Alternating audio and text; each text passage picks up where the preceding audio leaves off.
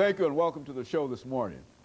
The topic this morning is Brown versus the Board of Education, Segregation, and Civil Rights.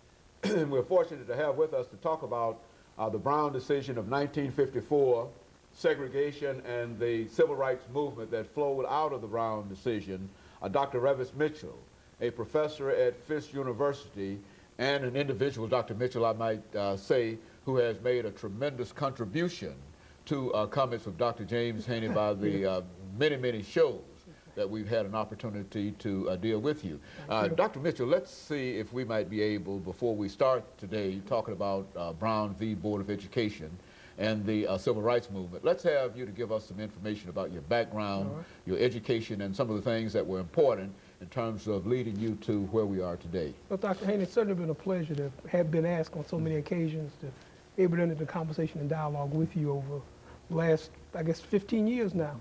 Actually, this year I celebrated my 25th anniversary at Fisk. I've been at Fisk for 25 years. I did my undergraduate work at Fisk. My degrees are from Tennessee State and Middle Tennessee State and postdoctoral studies at Harvard. But for 25 years I've served a myriad of capacities at Fisk. But I've always been in the classroom. Served as vice president, assistant to the president, and dean of academic affairs. But I've always taken a particular pride and pleasure in teaching bright young people, because that's what I think higher education is really about. Dr. Mitchell, you know, what we've tried to do over the last 4 or 5 shows is to recognize that May the 4th of 2004 is the 50th anniversary of the Brown versus the Board of Education decision of Topeka, Kansas in 1954.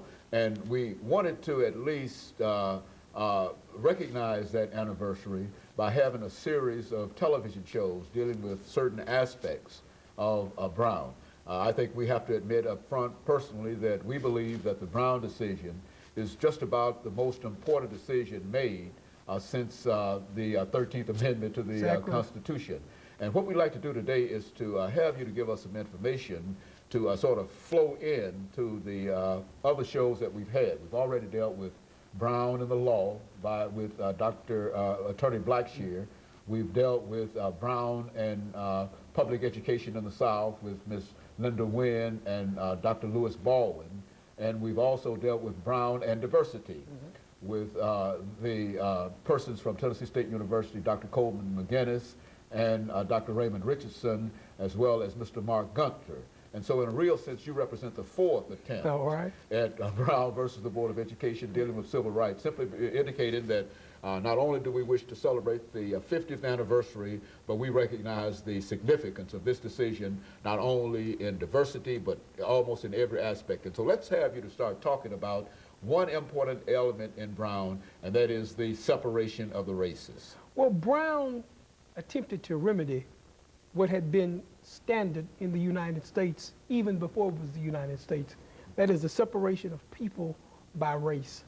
Initially, African Americans were enslaved.